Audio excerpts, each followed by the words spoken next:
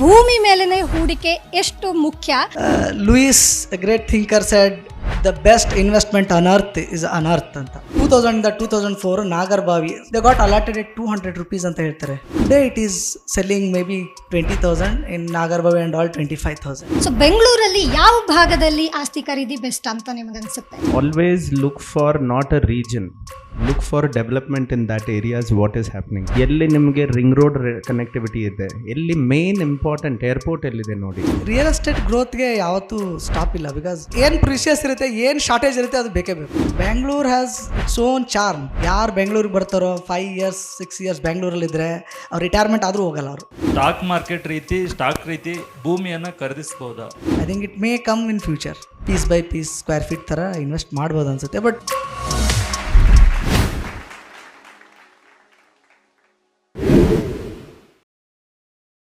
So ಒಂದು ಸ್ವಂತ ಸೂರು ಪಡೆಯೋದು, ಅದರಲ್ಲೂ ಬೆಂಗಳೂರಲ್ಲಿ ಅಥವಾ ಮೈಸೂರಲ್ಲಿ ಈ ರೀತಿ ಬೆಳಿತಿರೋಂತಹ ನಗರದಲ್ಲಿ ಎಷ್ಟು ಎಲ್ಲರ ಕನಸಾಗಿರುತ್ತೆ. ಅದಕ್ಕೆ ಶುರು ಮಾಡೋದು ಹೇಗೆ ಅಥವಾ ಶುರು ಮಾಡಿದರೆ ಅದನ್ನ ಬೆಳೆಸೋದು ಹೇಗೆ, ಇದೆಲ್ಲದರ ಮಾಹಿತಿಯನ್ನು ನಮಗೆ ಎಕ್ಸ್ಪರ್ಟ್ಸ್ ಇವತ್ತು ಕೊಡ್ತಾರೆ. ಸರ್, ಮೊದಲನೇದಾಗಿ ಜಗನ್ನಾಥ್ ಜಕ್ಕಾ ಸರ್ಗೆ ಕೇಳ್ತೀನಿ ನಾನು. COO KNS ಇನ್ಫ್ರಾಸ್ಟ್ರಕ್ಚರ್ ಪ್ರೈವೇಟ್ ಲಿಮಿಟೆಡಿಂದ ಬಂದಿದ್ದಾರೆ ಅವರು. ಸರ್, 10 ಹೂಡಿಕೆ ಮಾರ್ಗಗಳಿದೆ, ಈಗಾಗಲೇ ಹಿಂದಿನ ಸೆಷನ್ಗಳಲ್ಲಿ ನಾವು ಕೇಳಿದ್ವಿ. ಆದರೆ ಭೂಮಿ ಮೇಲಿನ ಹೂಡಿಕೆ ಎಷ್ಟು ಮುಖ್ಯ, ಹಾಗೆ ಇದು ಯಾವತ್ತೂ ಕೈ ಬಿಡೋದಿಲ್ಲ ಅನ್ನೋಂಥ ಮಾತಿನ ಹಿಂದಿನ ರಹಸ್ಯ ಏನು ಅಂತ? ಎಲ್ರಿಗೂ ನಮಸ್ಕಾರ. ಏನಾಗುತ್ತೆ ಈಗ ಇಷ್ಟೊತ್ತವರೆಗೂ ನಮ್ಮ ರುದ್ರಮೂರ್ತಿ ಸರು ಮತ್ತು ಅನದರ್ ಪ್ಯಾನಲಿಸ್ಟ್ ಅಲೋಕೇಶನ್ ಬಗ್ಗೆನೂ ಹೇಳಿದ್ರು. ಅದಕ್ಕೆ ಅದದೇ ಆದಂಥ ಒಂದು ಎಕ್ಸ್ಪರ್ಟಿ ಎಲ್ಲ ಬೇಕಾಗತ್ತೆ. ಇದು ಹೇಗಿದೆ ಅಂದರೆ ನಮ್ಮ 4 fathersಯಿಂದನೂ ಬಂದಿರೋದು. ನಮಗೇನು ಗೊತ್ತಿಲ್ಲ ಅಂದಾಗ್ಲೂ ರಿಯಲ್ ಎಸ್ಟೇಟಲ್ಲಿ ಇನ್ವೆಸ್ಟ್ ಮಾಡಿದ್ದಾರೆ, ಈಗಲೂ ಮಾಡ್ತಾಯಿದ್ದಾರೆ. ವೆರಿ ರೀಸೆಂಟ್ ಎಕ್ಸಾಂಪಲ್ಸ್ ನಿಮ್ಗೆ ಹೇಳಬೇಕು ಅಂದರೆ, ಯಾಕೆ ಭೂಮಿ ಕೈ ಬಿಡೋದಿಲ್ಲ, ಯಾಕೆ ಡಿಪ್ರಿಷಿಯೇಟ್ ಆಗೋದಿಲ್ಲ ಅನ್ನೋದಕ್ಕೆ covid and recent situation. So as they also explain, ನಿಮಗೆ ಕೋವಿಡಲ್ಲೂ ನಿಮ್ಮ ಮಾರ್ಕೆಟ್ ಕೆಳಗಡೆ ಬಂತು, then it went up. But ಅಲ್ಲಿ ಎಲ್ಲನೂ ಮೇಲೆ ಹೋಗದೇ ಇರ್ಬೋದು. ಬಟ್ ರಿಯಲ್ ಎಸ್ಟೇಟಲ್ಲಿ ನಿಮಗೆ ಆಲ್ಮೋಸ್ಟ್ ಮೇ ಬಿ ±10% 15% ವೇರಿಯೇಷನ್ಸ್ ಇರ್ಬೋದು area to area. But overall growth you look at it's ಎಲ್ಲೂ ಡೆಪ್ರಿಷಿಯೇಟ್ ಆಗಿಲ್ಲ. ಫಾರ್ ಎಕ್ಸಾಂಪಲ್, ನಾನೀಗ ಎಷ್ಟೋ ಜನ ಕಸ್ಟಮರ್ ಜೊತೆ ಮಾತಾಡಬೇಕಾದಾಗ they must be at their 60s 65s 70s ಅವ್ರ ಮಕ್ಕಳ ಜೊತೆ ಇನ್ವೆಸ್ಟ್ಮೆಂಟ್ ಮಾಡೋಕ್ಕೆ ಕರ್ಕೊಂಬಂದಿರ್ತಾರೆ ಅವ್ರು ಮಾಡುವಂತ. ಅವರು ಹೇಳ್ತಾ ಇರ್ತಾರೆ example 2004 Nagarbhavi, most of you might be knowing Nagarbhavi Vishweshwara layout. They got allotted at 200 rupees ಅಂತ ಹೇಳ್ತಾರೆ. 200 rupees. Today it is selling maybe about not less than 20,000 in Nagarbhavi and all 25,000. See they don't have to do anything. ನಾವು ಅವ್ರು ಮತ್ತೆ ನೋಡಬೇಕಾಗಿಲ್ಲ, ಏನು variations ಆಗ್ತಾಯಿದೆ, ನಾನು ಯಾವತ್ತು exit ಆಗಬೇಕು, ಎಂಟ್ರಿ ಆಗಬೇಕು, ಏನೂ ಇಲ್ಲ.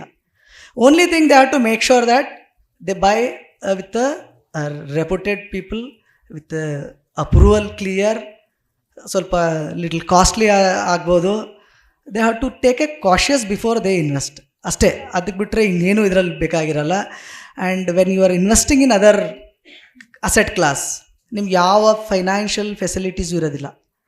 But whereas in real estate, if it is an approved by bank ಇದ್ದರೆ, you will get an financial facility to get the purchase the property.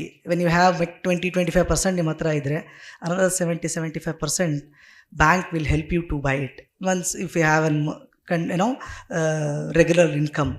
ಇನ್ನೊಂದು ಪ್ರಶ್ನೆ ಅಂದರೆ, ಬೆಂಗಳೂರಲ್ಲಿ ಫ್ಲ್ಯಾಟ್ ತಗೊಳ್ಳೋದು ಬೆಸ್ಟಾ ಅಥವಾ ಒಂದು ಸೈಟ್ ತಗೊಳ್ಳೋದು ಬೆಸ್ಟಾ? ಅದರಲ್ಲೂ ಪ್ರಮುಖವಾಗಿ ಇವೆರಡು ಮಧ್ಯಮ ವರ್ಗದವರ ಕೈಗೆಟುಕುವ ದರದಲ್ಲಿ ಸಿಗ್ತಿದೆಯಾ ಅನ್ನೋದು. ಅವ್ರ ಲೈಫ್ ಸ್ಟೈಲ್ ಪ್ರಕಾರ, ಅವ್ರ ರಿಕ್ವೈರ್ಮೆಂಟ್ ಪ್ರಕಾರ. ಈಗ ನಾನು ಆಫೀಸ್ ಹತ್ರ ಇರಬೇಕು, ನಾನು ಊರಲ್ಲಿ ಹೋಗಿ ಸೈಟ್ ತೊಗೊತೀನಿ ಅಂದರೆ ಬರೋಕ್ಕಾಗಲ್ಲ. ಆಫೀಸ್ ಹತ್ರ ಇರಬೇಕಂದ್ರೆ ನೀವು ಅಪಾರ್ಟ್ಮೆಂಟಲ್ಲಿ ಇರಬೇಕು. ಆ ಒಂದು ಲೊಕೇಶನಲ್ಲಿ ಯಾವ ರೀತಿ ಡೆವಲಪ್ಮೆಂಟ್ ಇದೆ ಅದ್ರ ಪ್ರಕಾರ. ಬಟ್ ನೀವು ಕ್ವಿಕ್ಕಾಗಿ ಇನ್ವೆಸ್ಟ್ಮೆಂಟ್ ನೋಡೋದ್ರಲ್ಲಾಗಲಿ, ಇಲ್ಲ ಲೈಫ್ ಸ್ಟೈಲ್ ನೋಡೋದ್ರಲ್ಲಾಗಲಿ, ಈಗ ಇರೋ ಒಂದು ಲೊಕೇಶನ್ ಎಲ್ಲಿದೆ ಅದು ಇವತ್ತಿನ ದಿನ ವರ್ಕ್ ಲೈಫ್ ಬ್ಯಾಲೆನ್ಸ್ ತುಂಬಾ ಇಂಪಾರ್ಟೆಂಟ್ ಇದೆ. ಯಾರಿಗೆ ಆದ್ರೂ ಒಂದು ಆಫೀಸ್ಗೆ ಹೋಗಿ ಬರೋದು 3-4 ಗಂಟೆ ಕಾಲ ಬರೀ ಟ್ರಾಫಿಕಲ್ಲಿ ಇರ್ತಾರೆ ಇವತ್ತು ಬೆಂಗಳೂರಲ್ಲಿ. ಈ ಒಂದು ಇದರಿಂದ ನೋಡಿದ್ರೆ ನೀವು ಅಪಾರ್ಟ್ಮೆಂಟು ಬೇಕು, ಲಾಂಗ್ ಟರ್ಮ್ ಇನ್ವೆಸ್ಟ್ಮೆಂಟ್ ನೋಡಿದ್ರೆ ನೀವು ಸೈಟ್ ಕೂಡ ಬೇಕು. ಯಾಕಂದರೆ ಸೈಟು ನಿಮ್ಮ ಪ್ರಕಾರ it is like a statement, I have arrived, I have made it. ಅನ್ನೋದೊಂದು ಸ್ಟೇಟ್ಮೆಂಟೇ site. So that is where site is very important. Competitive ಆಗಿ ಬೆಳೀತಿರುವಂತಹ ಬೆಂಗಳೂರಲ್ಲಿ ಅಫೋರ್ಡೆಬಲ್ ಪ್ರೈಸಸ್ಗೆ ಈಗ ಲಭ್ಯ ಇದೆಯಾ ಜನಸಾಮಾನ್ಯರಿಗೆ? ಇವತ್ತಿಗೆ ಬೆಂಗಳೂರಲ್ಲಿ ಅಫೋರ್ಡಬಿಲಿಟಿ ಅನ್ನೋದು ವರ್ಡ್ ಕೂಡ ಹೊರಗಡೆ ಹೋಗ್ಬಿಟ್ಟಿದೆ. ಯಾಕಂದರೆ ಇವತ್ತಿನ ದಿನ 1.5 ಕೋಟಿಗೆ 2 ಬೆಡ್ರೂಮ್ ಅಪಾರ್ಟ್ಮೆಂಟ್ ದೇವನಹಳ್ಳಿಯಲ್ಲ. ನಮ್ಮ ತಾಯಿ ಕೇಳ್ತಾರೆ ಇವತ್ತಿಗೂ, ಅಯ್ಯೋ 1.5 ಕೋಟಿಗೆ ದೇವನಹಳ್ಳಿಯಲ್ಲಿ ಅಪಾರ್ಟ್ಮೆಂಟ್ ಅದೇನು ಸೇಲ್ ಮಾಡ್ತಿದ್ದೀರಾ ನೀವಲ್ಲಿ ಅಂತ ಕೇಳ್ತಾರೆ. ಯಾಕಂದರೆ ಪ್ರೈಸಸ್ ಆ ಥರ ಇದೆ. ಹೊರಗಡೆಯಿಂದ ಇನ್ವೆಸ್ಟ್ಮೆಂಟ್ಗಳು ಚೆನ್ನಾಗಿ ಬರ್ತಿದೆ, ಕಂಪನೀಸ್ ಬರ್ತಾ ಇದ್ದಾರೆ. So it is an upward growth. But same time ನೀವು ಈ ರಿಯಲ್ ಎಸ್ಟೇಟನ್ನು ಯಾವ ರೀತಿ ಇವಾಗ ಮುಂಚೆ ಬಂದು ಹೋಗಿದ್ದವರೆಲ್ಲ ಹೇಳಿದ್ರು ಇದು ವೆರಿ ಕಾಂಪ್ಲೆಕ್ಸ್, ಇದು ನಮ್ಮ ಇದು ಚೆನ್ನಾಗಿದೆ. Yes, everything is fine. But ಕೈಯಲ್ಲಿ ಗೋಲ್ಡ್ ಇದೆ, ಅವ್ರ ಹತ್ರನೂ ಗಾಡಿ ಇದೆ, ಇರೋದನ್ನು ಮನೆಯಲ್ಲೇ, ಇಲ್ಲ ಕಮರ್ಷಿಯಲ್ ರೆಂಟ್ ಇಲ್ಡಿಂಗ್ ಅಸೆಟ್ ಇದೆ. ಎಲ್ಲ ರೀತಿ ಒಂದು ಇನ್ವೆಸ್ಟ್ಮೆಂಟ್ ಕೂಡ ಬೇಕಾಗತ್ತೆ. ಬಟ್ ನಿಮಗೆ ಅಪಾರ್ಟ್ಮೆಂಟ್ ಅನ್ನೋ ಒಂದು ಇನ್ವೆಸ್ಟ್ಮೆಂಟ್ ನೋಡಿದಾಗ ಯಾವತ್ತೂ it is more of a lifestyle product close to where you are. That is what is required. Budget ಇವಾಗ ಎಲ್ಲರನ್ನೂ ಸೈಟ್ ಮಾತ್ರ ತೊಗೊಳ್ಳಿ, ಇನ್ಯಾರನ್ನು ನೀವು ಅಪಾರ್ಟ್ಮೆಂಟ್ ತೊಗೊಬೇಡಿ ಅಂದರೆ ಇವಾಗ ಎಲ್ಲರೂ ಅಫೋರ್ಡಬಿಲಿಟಿ ಎಲ್ಲಿದೆ ದುಡ್ಡು ನೀವು ಕೊಡ್ತೀರಾ ಅಂತ ಕೇಳ್ತಾರೆ. ಸೊ ಆ ರೀತಿಯಲ್ಲಿ ಅವ್ರವ್ರ ರಿಕ್ವೈರ್ಮೆಂಟ್ ಪ್ರಕಾರ ನೋಡಬೇಕಾಗುತ್ತೆ. ಸೊ ಬೆಂಗಳೂರಲ್ಲಿ ಯಾವ ಭಾಗದಲ್ಲಿ ಆಸ್ತಿ ಖರೀದಿ ಬೆಸ್ಟ್ ಅಂತ ನಿಮ್ಗೆ ಅನ್ಸುತ್ತೆ? ಎಸ್ ಸರ್ ಹೇಳಿದ್ರು ಬೆಂಗಳೂರಲ್ಲಿ 3 ಅವರ್ 4 ಅವರ್ ಟ್ರಾಫಿಕಲ್ಲಿ ಇರ್ತಾರೆ ಅಂತ. ದ್ಯಾಟ್ ಇಟ್ ಸೆಲ್ಫ್ ಶೋಸ್ ಬೆಂಗಳೂರಲ್ಲಿ ಟ್ರಾಫಿಕ್ ಯಾಕಿದೆ. Because every day inflow of the people may be career ಹುಡ್ಕೊಂಡು ಬರ್ತಾ ಇದ್ದಾರೆ, ಎಜುಕೇಷನ್ ಬರ್ತಾ ಇದ್ದಾರೆ. Most of the companies are coming in Bangalore. So traffic increase ಆಗ್ತಾ ಇದೆ ಅಂದರೆ ಜನ ಜಾಸ್ತಿ ಆಗ್ತಾ ಇದ್ದಾರೆ ಅಂತ. ಜನ ಜಾಸ್ತಿ ಆಗ್ತಾ ಇದ್ದಾರೆ ಅಂದರೆ ಏನು ಬೇಕು, ಇರೋಕ್ಕೆ ಮನೆ ಬೇಕೇ ಬೇಕು. ಸಿಟಿ ಎಕ್ಸ್ಪ್ಯಾಂಡ್ ಆಗ್ತಾ ಇದೆ. See if you look at 2006-07 very even outer ring ರೋಡಲ್ಲಿ ಸಮ್ ಏರಿಯಾದಲ್ಲಿ ಏನು ಇರಲಿಲ್ಲ, ಟ್ರಾಫಿಕ್ ಇರಲಿಲ್ಲ. ಇವತ್ತು ಅಲ್ಲೂ ಟ್ರಾಫಿಕ್ ಇದೆ. ಅಷ್ಟು ಬೆಂಗಳೂರು ಬೆಳೆದ್ರೂ ಇನ್ನೂ ಟ್ರಾಫಿಕ್ ಇದೆ ಅಂದರೆ ಸೊ ರಿಕ್ವೈರ್ಮೆಂಟ್ ಇನ್ನೂ ಇದೆ ಅಂತ. ಇನ್ನೂ ರಿಕ್ವೈರ್ಮೆಂಟ್ ಇದೆ ರಿಯಲ್ ಎಸ್ಟೇಟ್ ಡೆವಲಪ್ಮೆಂಟ್ಗೆ. ಹಾಗಾಗಿ Bengaluru and Mysuru both are now after this corridor, Mysuru has also have become a good investment hub. So ಈಗ ನೀವು Tier 2 Tier 3 ಸಿಟಿಯಲ್ಲಿ ಹೋದ್ರೂ ಇನ್ವೆಸ್ಟ್ಮೆಂಟ್ಸ್ಗೆ ಒಳ್ಳೆ ಅಪಾರ್ಚುನಿಟಿ ಇದೆ. Because Louis a great thinker said the best investment on earth is unearth ಅಂತ. So lands are making no more. Apartment ಬೇಕಾದರೆ ಈಗ ನೀವು ಬಾಂಬೆಗೆ ಹೋದರೆ ಸೊ ಮೊದಲು 1 FIR 2 FIR ಅಂತ ಇತ್ತು, ಇವಾಗ 5, 6 ಎಲ್ಲ ಕೊಟ್ಟಿದ್ದಾರೆ. ರೀಡೆವಲಪ್ಮೆಂಟ್ ಆಫ್ ಸೊಸೈಟೀಸ್ ಅಂತ ಶುರು ಆಗಿಬಿಟ್ಟಿದೆ. ಸೊ ಅಲ್ಲಿರೋರ್ಗೂ ಕೊಟ್ಟು ಮತ್ತೆ ಇನ್ನೊಂದಷ್ಟು ಕಟ್ತಾ ಇದ್ದಾರೆ. ಬಟ್ ಲ್ಯಾಂಡ್ ಯು ಕೆನಾಟ್, ಕಮ್ಮಿ ಆಗ್ತಾ ಇದೆ ವೇರಿಯಸ್ ರೀಸನ್ನಿಂದ ಹೊರತಾಗಿ ಜಾಸ್ತಿ ಆಗ್ತಾ ಇಲ್ಲ. ಇಟ್ ಇಸ್ ಅ ಪ್ರೀಷಿಯಸ್, ಎಲ್ಲ ಮೆಟಲ್ಗಿಂತಲೂ precious land. Because other metals ಈಗ ಆರ್ಟಿಫಿಷಿಯಲು ಮಾಡ್ತಾ ಇದ್ದಾರೆ, ಮೈನಿಂಗ್ ಮಾಡ್ತಾ ಇದ್ದಾರೆ, ಸಿಗುತ್ತೆ, ಬಟ್ ಲ್ಯಾಂಡ್ ಸಿಗಲ್ಲ. So land is always a most precious thing in earth. So ಹಾಗಾಗಿ ಎಲ್ಲೇ ಇನ್ವೆಸ್ಟ್ ಮಾಡಿದ್ರು ಚೆನ್ನಾಗಿದೆ. But since Bangalore is an metropolitan, ಬ್ಯಾಂಗ್ಳೂರಲ್ಲಿ ಅಪಾರ್ಚುನಿಟೀಸ್ ಇದೆ, ಬೆಂಗಳೂರಲ್ಲಿ ಅರ್ನಿಂಗ್ ಪೊಟೆನ್ಷಿಯಲ್ಲು ಮತ್ತು ಅಪಾರ್ಚುನಿಟಿ ಇರೋದ್ರಿಂದ growth is always higher than any other cities. Particular ಆಗಿ ಯಾವ ಭಾಗ, ಈಗ ನಾರ್ತ್ ಇದೆ, ಈ ಕಡೆಯಿಂದ ಈಗ ದಕ್ಷಿಣ ಬೆಂಗಳೂರು ಅಂತಾನು ಸೇರಿಸ್ಬಿಟ್ಟಿದ್ದಾರೆ, ಯಾವ ಭಾಗಕ್ಕೆ ಹೋದ್ರೆ ಸ್ವಲ್ಪ ಕಡಿಮೆ ದರದಲ್ಲಿ ಸಿಗ್ಬೋದು, ಹಾಗೆ ಒಳ್ಳೆ ರೀತಿಯ ಫ್ಯೂಚರ್ ಇದೆ ಅಂತ ಅನ್ಸುತ್ತೆ ಸರ್? ಸರ್ ಹೇಳಿದ point it is a very valid point. ಇವತ್ತಿನ ದಿನ ನೀವು ಇನ್ವೆಸ್ಟ್ಮೆಂಟ್ ಮಾಡ್ತಿದ್ದೀರಾ ಅಂದರೆ always look for not a region, look for development in that areas. What is happening, companies ಎಲ್ಲಿ ಬರ್ತಾ ಇದೆ, ಎಲ್ಲಿ ನಿಮಗೆ ರಿಂಗ್ ರೋಡ್ ಕನೆಕ್ಟಿವಿಟಿ ಇದೆ, ಎಲ್ಲಿ ಮೇನ್ ಇಂಪಾರ್ಟೆಂಟ್ ಏರ್ಪೋರ್ಟ್ ಎಲ್ಲಿದೆ ನೋಡಿ, ಎಲ್ಲಿ ಗೌರ್ಮೆಂಟ್ ಇನ್ವೆಸ್ಟ್ ಮಾಡ್ತಾ ಇದ್ದಾರೆ ನೋಡಿ. ಈಗ ನಾನು ನೀವು ಒಂದು ರೀಜನ್ ಬೆಂಗಳೂರು ಮತ್ತು ಮೈಸೂರು ಮಾತ್ರ ಅಂತ ಹೇಳ್ಬೋದು. ಹಂಗಾರೆ ಹುಬ್ಳಿ ಧಾರವಾಡ ಕಾರಿಡಾರಲ್ಲಿ ಏನೂ ಇಲ್ವಾ? ಮಂಗಳೂರಲ್ಲಿ ಏನೂ ಡೆವಲಪ್ಮೆಂಟ್ ಇಲ್ವಾ? Entire Karnataka is getting the opportunity and I am pretty sure with the new leadership there should be more and more business coming in. ಎಲ್ಲಿ ಗೌರ್ಮೆಂಟ್ ಇನ್ವೆಸ್ಟ್ ಮಾಡ್ತಿದ್ದಾರೋ, where connectivity and infrastructure they are developing, that is where ನಿಮ್ಮ ಒಂದು ಹಣನ bet ಮಾಡಬೇಕು.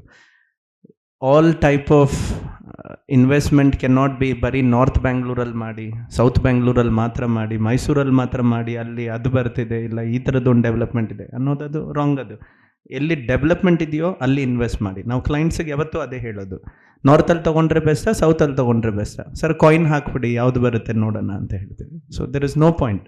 Development ಎಲ್ಲಿದೆಯೋ just follow the development, because that is where is the money.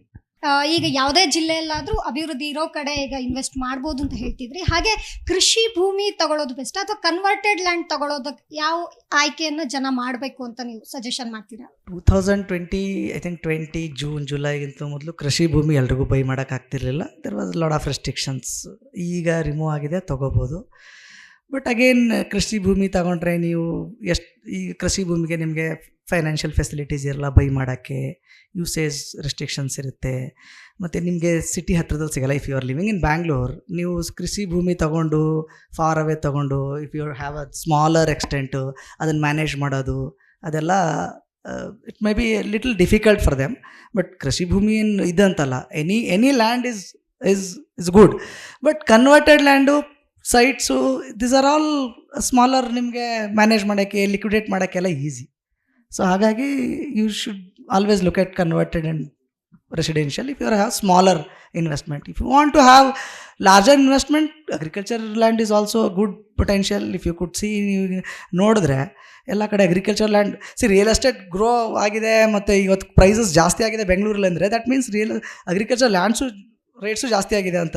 The developers buy the agriculture lands from the farmers than they only form. So ಅವ್ರಿಗೆ costly ಆಗಿದೆ ಅಂದರೆ the end product has become a costly. So ಹಾಗಾಗಿ agriculture land is also growing. ಈಗ ಭೂಮಿ ಖರೀದಿಸೋದಕ್ಕೆ ಸಾಲ ಮಾಡಿದ್ರೆ ಒಂದು ವೇಳೆ ಅದರ ಬಡ್ಡಿ ಇದು ಹೆಚ್ಚಾಗಿ ಲಾಭಕ್ಕಿಂತ ಬಡ್ಡಿ ವೆಚ್ಚನೇ ಹೆಚ್ಚಾಗುವಂಥ ಸಾಧ್ಯತೆ ಇದೆಯಾ ಅಂತ? ಖಂಡಿತ ಇಲ್ಲ ಮೇಡಮ್. ಅದೊಂದು ಸಬ್ಸಿಡಿ ಅಲ್ಲ, ಗೌರ್ಮೆಂಟ್ ಪ್ರಕಾರದಿಂದ ಬರೋ ಒಂದು ಸಬ್ಸಿಡಿ ಅದು. It is a basic necessity. Food, shelter, these are very important. So ಆ ರೀತಿ it is a subsidised rate what bank also provides you. And capital appreciation year on year ನೀವು ನೋಡಿದ್ರೆ it is more or less the same. It's a no brainer investment. ನೀವು ತುಂಬ ತಲೆ ಓಡಿಸಿ ಬೆಳಗ್ಗೆ ಎದ್ದು ಸ್ಟಾಕ್ ಪ್ರೈಸ್ ಏನಾಯಿತು, ಸಾಯಂಕಾಲ ಇದೇನಾಯಿತು, ಈ ಕಂಪನಿದು MD ಯಾರು, ಅವ್ರು ಎಲ್ಲಿಂದ ಫಂಡಿಂಗ್ ಬಂದಿದೆ, ಇಷ್ಟೆಲ್ಲ ರಿಸರ್ಚ್ ನಮ್ಮ ಅಗ್ರಿಕಲ್ಚರ್ ಫಾರ್ಮರ್ಗಳು ದೇವನಹಳ್ಳಿಯಲ್ಲಿ ಇದೆಲ್ಲ ಮಾಡಿದಿದ್ರೆ ಎಲ್ಲೋ ಹೋಗಿರ್ತಿತ್ತು. ಬಟ್ ಜಸ್ಟ್ ಸಿಂಪ್ಲಿ ಲ್ಯಾಂಡ್, ಈ ತೆಂಗಿನ ಮರದಿಂದ ಆ ದೆಣ್ಣೆ ತನಕ ಲ್ಯಾಂಡ್ ಮೇಲೆ ದುಡ್ಡು ಹಾಕು ಸರಿ ಹೋಯ್ತು ಅಂದರು, ಹಾಕಿದ್ರು. ಇವತ್ತಿಗೆ ವಿಲ್ಲಾ ಪ್ರಾಜೆಕ್ಟ್ಸ್ ಬರ್ತಿದೆ, ಅವ್ರದ್ದವ್ರು ಜಾಯಿಂಟ್ ವೆಂಚರ್ ಶೇರ್ ತೊಗೊಂಡು ಒಳ್ಳೆ ರೀತಿ ಪ್ರಾಜೆಕ್ಟ್ ಆಗಿದೆ, ಡೆವಲಪ್ಮೆಂಟ್ಸ್ ಇದೆ. ಸೊ ಇಂಟ್ರೆಸ್ಟ್ ಅನ್ನೋ ಒಂದು ಇದು it is a very far off thing. It is more of a legacy money ಇದರಲ್ಲಿ ನೀವು ನೋಡ್ತಾ ಇರೋದಿಲ್ಲ. ಇದರಲ್ಲಿ interest is a very very small thing to talk about in real estate. Correct me if I am wrong, because everyone seem to be from stock and mutual funds. ಇದರಿಂದ ಇದು ಯಾಕೆ ಈ ಥರ ಹೇಳ್ತಾ ಇದ್ದಾರೆ ಅಂತ. But end of the day it's a legacy money. It is generational wealth what you are passing on to your family and your future generations will take over it. ಇವತ್ತಿಗೆ ನೀವು ಒಂದಿನ ಮಾವಿನ ಮರ ಹಾಕ್ಬೇಕಾದ್ರೆ ನೀವು ಯೋಚಿಸಲ್ಲ ನಾನು ತಿಂತೀನ ಅಂತ ನೋಡಲ್ಲ ಅದನ್ನು. ಇವತ್ತಿಗೆ ನೀವು ಅದು ಮಾವಿನ ವಾಟೆನ ಹಾಕಿ you are taking care of it, protecting it. ಹಸು ತಿನ್ನಬಾರ್ದು, ಹುಳ ಬರಬಾರ್ದು, ನೋಡ್ಕೊಂಡು ಇರ್ತೀರ. ಕೊನೆಯಲ್ಲಿ ಅದ್ರ ಅಪ್ರಿಸಿಯೇಷನ್ ಎಲ್ಲಿಗೆ ಹೋಗುತ್ತೆ, ಅವರು ಮಕ್ಕಳು ಅದನ್ನು ಎಂಜಾಯ್ ಮಾಡ್ತಾರೆ ಮಾವಿನ ಮರದಲ್ಲಿ. So it is as good as it. ಇದ್ರ ಜೊತೆಗೆ ಬರುವಂಥ ಪ್ರಶ್ನೆ ಅಂದರೆ ಮುಖ್ಯವಾಗಿ ಮೋಸ ಹೋಗದೇ ರೀತಿ ಯಾವ ರೀತಿ ಇನ್ವೆಸ್ಟ್ಮೆಂಟ್ ಇರಬೇಕು ಅಂತ ಹೇಳಿ, ಯಾವ ದಾಖಲೆಗಳನ್ನ ಪ್ರಮುಖವಾಗಿ ಜನ ಫಸ್ಟ್ ಸ್ಟೆಪ್ ಇಡುವಾಗಲೇ ಗಮನಿಸಬೇಕು ಅಂತ? ಮೇಡಮ್ ಸಿಂಪಲ್, ಗೂಗಲ್ ಮತ್ತು AI ಸ್ವಲ್ಪ ದೂರ ಇಟ್ಟು ಅಡ್ವೊಕೇಟ್ನ ಹಿಡಿದು ಟೈಟಲ್ ರಿಪೋರ್ಟ್ ಕರೆಕ್ಟಾಗಿ ಇದೆಯಾ ಚೆಕ್ ಮಾಡಿ ದೆನ್ ಡೂ ಇಟ್. ಬಿಕಾಸ್ ಇವತ್ತಿನ ದಿನ ಲೀಗಲ್ ಪ್ರಾಬ್ಲಮ್ಸ್ ಬಂದಿರೋರು ಒಬ್ಬರು ಹೇಳಿದ್ರು 60% ಲೀಗಲ್ ಪ್ರಾಬ್ಲಮ್ಸ್ ಇದೆ ಅಂತ. 60% ಲೀಗಲ್ ಪ್ರಾಬ್ಲಮ್ ಇರೋದು 40% ಫ್ಯಾಮಿಲಿ ಪ್ರಾಬ್ಲಮ್ ಇರೋದ್ರಿಂದ. ತಮ್ಮನಿಗೂ ತಂದೆಗೂ ಇಲ್ಲ ಅವ್ರ ಫ್ಯಾಮಿಲಿ, ಅವ್ರ ಚಿಕ್ಕಪ್ಪ ದೊಡ್ಡಪ್ಪ, ಇದು ಆ ಒಂದು ರೀತಿಯಲ್ಲಿ ಪ್ರಾಬ್ಲಮ್ ಇರೋದೇ ಹೊರತು legal documentation wise it is very minimal if you look at it. Okay. And ಟೈಟಲ್ಸ್ಗೆ ನೀವು ಡಾಕ್ಯುಮೆಂಟೇಷನ್ಗೋಸ್ಕರ ನೀವು ಅಮೌಂಟ್ ಕೊಡ್ತಾ ಇರೋದು. ಈಗ ನಾನೊಂದು ಪ್ರೈಮ್ ಪ್ರಾಪರ್ಟಿ ಇದೆ MG ರೋಡಲ್ಲಿ, ಜಸ್ಟ್ ಕಲ್ಯಾಣ್ ಜ್ಯುವೆಲ್ಲರ್ಸ್ ಹತ್ರನೇ, very prime east facing corner property ಎಲ್ಲನೂ ಇದೆ. ಅದರ ಡಾಕ್ಯುಮೆಂಟ್ಸ್ ಕಳೆದೋಗಿದೆ ಮೇಡಮ್. ಅದರದ್ದು ಹಾಫ್ ಪ್ರೈಸಿಗೆ ಕೊಡಿಸ್ತೀನಿ ನಾನು. ಆ ಒಂದು ರಿಸ್ಕ್ ತೊಗೊಳ್ಳೋದಕ್ಕೆ ಪಕ್ಕದಲ್ಲಿರೋರು ತೊಗೊಳ್ತಾರೆ, ಯಾಕಂದರೆ ಅದರದ್ದು ಟೈಟಲ್ಸ್ ಹೇಗೆ ನೋಡೋದು, ಹೇಗೆ ರಿಸ್ಕ್ ತೊಗೊಳ್ಳೋದು ಅನ್ನೋದು it requires lot of different type of approach. But ಡಾಕ್ಯುಮೆಂಟೇಷನ್ಗೋಸ್ಕರ ನೀವು ಅದು ಅಮೌಂಟ್ನ ಕೊಡ್ತಾ ಇದ್ದೀರಿ ಹೊರತು ಇನ್ನೇನೂ ಇಲ್ಲ ಅದರಲ್ಲಿ. It is end of the day the same soil.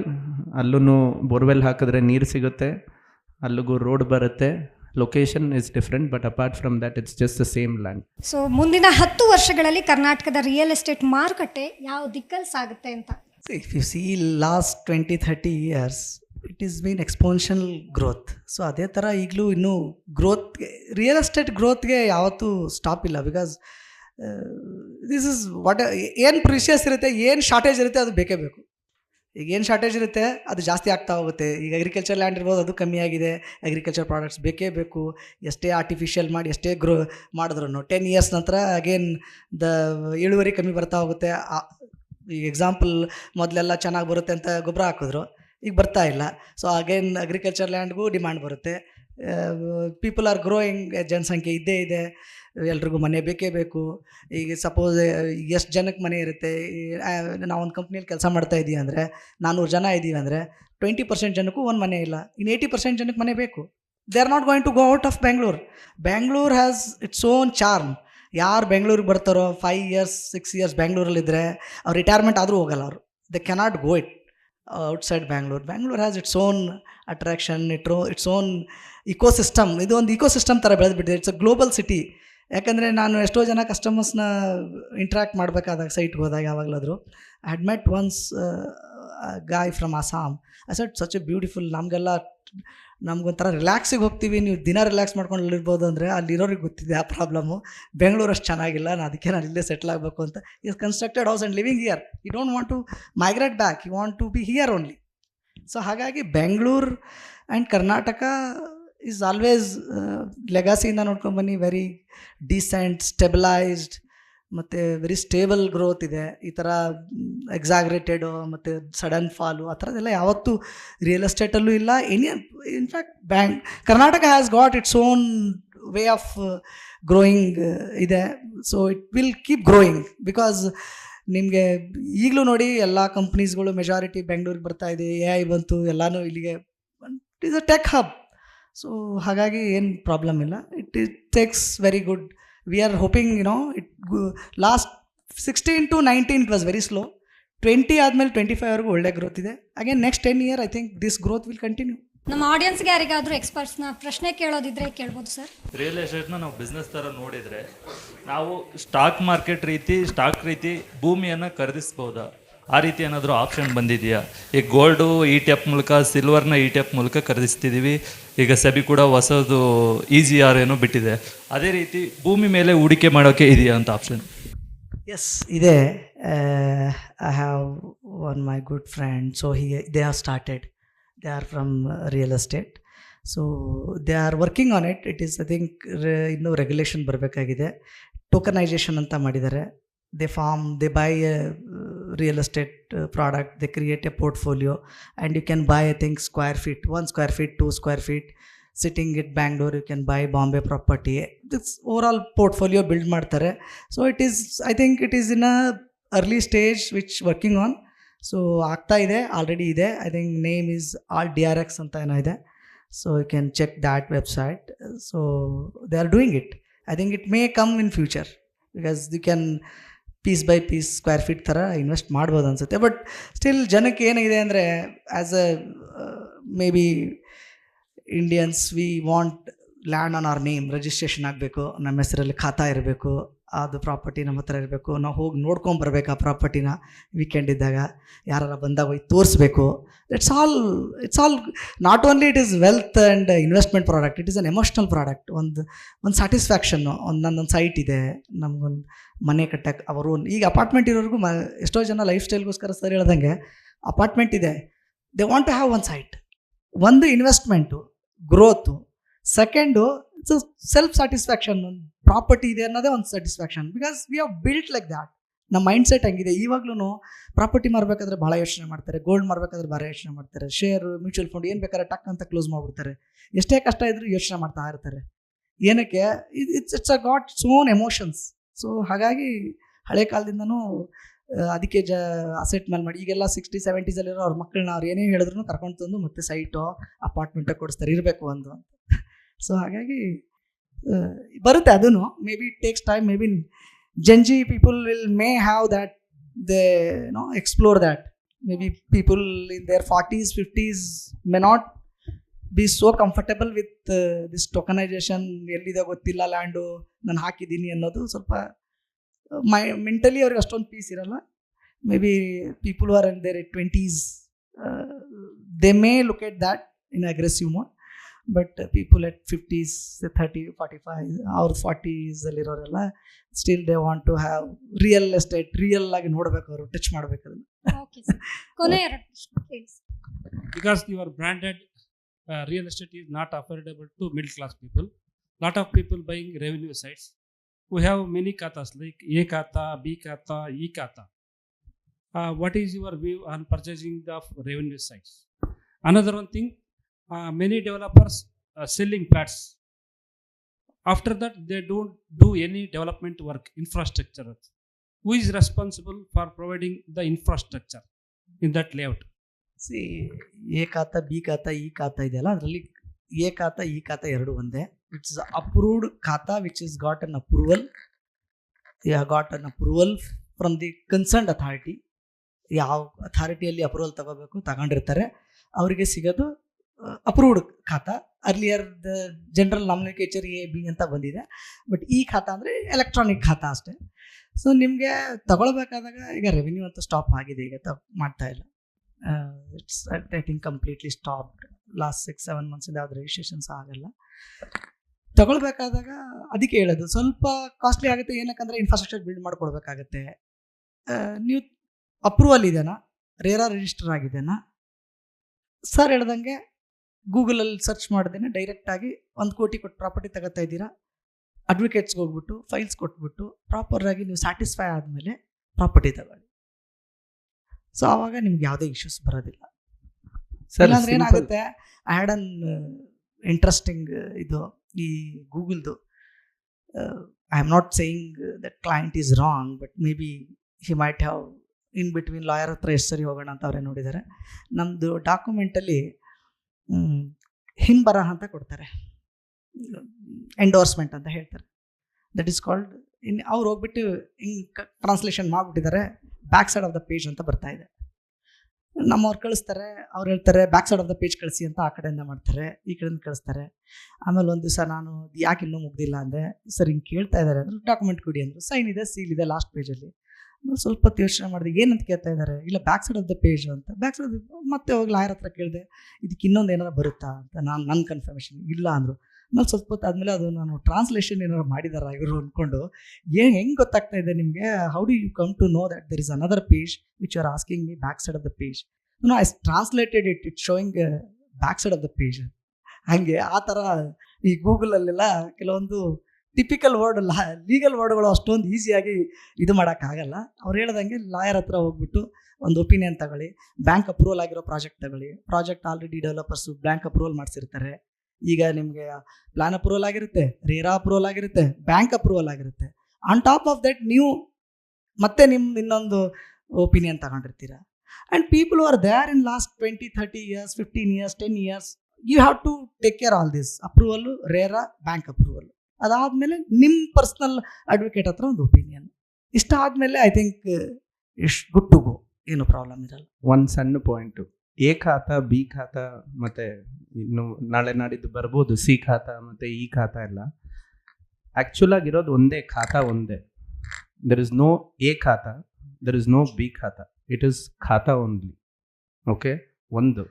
ಈ ಬಿ ಖಾತಾ ಎಲ್ಲಾಗಿದ್ದಂದರೆ ಈಗ ಡೆವಲಪ್ಮೆಂಟಿಗೆ ಅದು ಮುಂದಿನ ದಿನದಲ್ಲಿ ತಗೊಳ್ಳೋಣ ಅನ್ನೋ ರೀತಿಯಲ್ಲಿ ಒಂದು ಅಡ್ವಾನ್ಸ್ ಆಗಿ ಒಂದು ಕ್ಲಿಯರೆನ್ಸ್ ಮಾಡೋದಕ್ಕೆ ಅದನ್ನು ಏನು ತೊಗೊತಾ ಇದ್ರು ಅದೊಂದು ಬುಕ್ಕಲ್ಲಿ ಬರೆಯೋಕ್ಕೆ ಹೇಳಿದ್ರು ಗೌರ್ಮೆಂಟ್. ಆ ಬುಕ್ಕಲ್ಲಿ ಬರೆಯೋದಕ್ಕೆ ಬಿ ಖಾತಾ ಅಂತ ಮಾಡಿದ್ರು. It was well marketed, bank ಲೋನ್ಸನ್ನು ಕೊಡೋದಕ್ಕೆ ಸ್ಟಾರ್ಟ್ ಮಾಡಿದ್ರು. That is how it happen. There is only khata. Birth certificate ಹೆಂಗಿದೆಯೋ there is birth certificate only. No A birth certificate, B birth certificate ಇಲ್ಲ. It is like a birth certificate for the property. That's about it. ಅದು ಬಿಟ್ಟರೆ ಖಾತಾ extract ಇದೆ, ಮಗು ಎಷ್ಟು weight ಇದೆ, ಯಾವ ಕಲರ್ ಇದೆ, ಕಣ್ಣು ಯಾವ ಕಲರ್ ಇದೆ, ಮಚ್ಚೆ ಎಲ್ಲಿದೆ, ಅಷ್ಟೇ ನೋಡೋದು. So that is what it is. It is well propagandaed. There is nothing as B khata. It is B ಬುಕ್ಕಲ್ಲಿ ಬರೀರಿ ಅನ್ನೋದನ್ನು B word alphabet was picked up very well, it was stitched very well, it was marketed very well. There is no B khata. ನೀವು ಕರೆಕ್ಟಾಗಿ research ಮಾಡಿದ್ರೆ There is no B khata at all. It is only khata. That became A, this became B. Sir, two things. Previously there was only consumer court, and that is where you used to go for. But ಇವತ್ತಿನ ದಿನ RERA is there. RERA is quite strict about things. MahaRERA, that is Maharashtra ಅಲ್ಲಿ, it is one of the most pioneers in coming up with RERA. Even for real estate agents, there is an exam. You can't claim anyone to be a real estate broker. One. There are so many parameters which has to be matched in Mumbai, then only they are able to do. And Karnataka, the next RERA, it will be of that league wherein this will be the benchmark of RERA. There are a lot of stakeholders who are working towards it. And even from real estate brokering fraternity, ನಾವು ಕೂಡ ಅದ್ರ ಬಗ್ಗೆ ನಾವು ತುಂಬಾ ನೋಡ್ತಾ ಇದ್ದೀವಿ. Because ನಾವು ನಾಳೆ ದಿನ ಇವತ್ತಿಗೆ ಎಲ್ಲೋ ಕೊಡಿಸಿದ್ದೀವಿ, ನಿಮಗೆ ಡೆವಲಪರ್ ಮಾಡಿಲ್ಲ. ನಾವು ನಮ್ಮ ಒಂದು ಇದ್ರ ಮೇಲೆ ನೀವು ಅದನ್ನು ಪರ್ಚೇಸ್ ಮಾಡಿದ್ರಿ, ಇದು ಇಂಟ್ರೆಸ್ಟ್ ಇದೆ, yes it is good developer sir, ತಗೊಳ್ಳಿ, ಇದು ಚೆನ್ನಾಗಿದೆ, ಇಲ್ಲಿ ಪಕ್ಕದಲ್ಲಿ ಏರ್ಪೋರ್ಟ್ ಬರ್ತಾ ಇದೆ, ಇವ್ರದ್ದು ರೋಡ್ ನೋಡಿ ಚೆನ್ನಾಗಿದೆ, ಇವ್ರದ್ದು ಫುಟ್ಪಾತ್ ಚೆನ್ನಾಗಿದೆ ನೋಡಿ, we put all rosy story. But end of the day development ಆಗಿಲ್ಲ ಅಂದರೆ ನಮಗೂ ಬೇಜಾರಾಗುತ್ತೆ. ನಾವು ಆ ಥರ ಪ್ರಾಜೆಕ್ಟ್ ಸೇಲ್ ಮಾಡೋದಕ್ಕೆ ಇಂಟ್ರೆಸ್ಟ್ ಇಲ್ಲ. But end of the day ಆದಾಗ ಈ ಥರ ಇದರಲ್ಲಿ RERA is one thing which is very mandatory. ಮುಂಚೆ ಹೇಗಿತ್ತಂದರೆ ಈ ಪ್ರಾಜೆಕ್ಟ್ದು ದುಡ್ಡು ಬಂದಾಗ ಆ ಪ್ರಾಜೆಕ್ಟ್ ದುಡ್ಡು ರೇಸ್ ಮಾಡಿ ಪಕ್ಕದ ಪ್ರಾಜೆಕ್ಟಲ್ಲಿ ಹೋಗಿ ದುಡ್ಡು ಹಾಕ್ತಿದ್ರು. ಈಗಿನ ಟೈಮಲ್ಲಿ it is so detail. 5 tower ಇರೋ ಒಂದು ಅಪಾರ್ಟ್ಮೆಂಟ್ ಪ್ರಾಜೆಕ್ಟ್ ಬರ್ತಿದೆ ಅಂದರೆ tower wise there is RERA which is there for bank account. The escrow bank account is going and fitting in to that bank account. Money has to sit there and money cannot be drawn. It is quite stringent if you look at RERA bylaws. So it is in the process. ಇದು ಹೇಗೆ ಅಂದರೆ for the longest time this was un untamed bull, real estate. Today there is some bit of mediation which is come in and they are doing it. It will take its own time. But today ಇವತ್ತಿನ ದಿನ ನೀವು ನೋಡಿದ್ರೆ ಎಷ್ಟೋ ಒಂದು ರೀತಿಯಲ್ಲಿ fake documents ಅದೆಲ್ಲ ಇವತ್ತು ಕಡಿಮೆ ಆಗಿದೆ. It will take its own time, ಆಗುತ್ತೆ. Have a hope it will all happen in right place. ಇಷ್ಟೊತ್ತು ನಿಮ್ಮ ಇಬ್ಬರ ಅಮೂಲ್ಯ ಸಮಯಗಳನ್ನ ನಮಗೋಸ್ಕರ ಕೊಟ್ಟಿದ್ದಕ್ಕಾಗಿ ಧನ್ಯವಾದ sir. Thank you madam. Thank you audience. Thank you VK.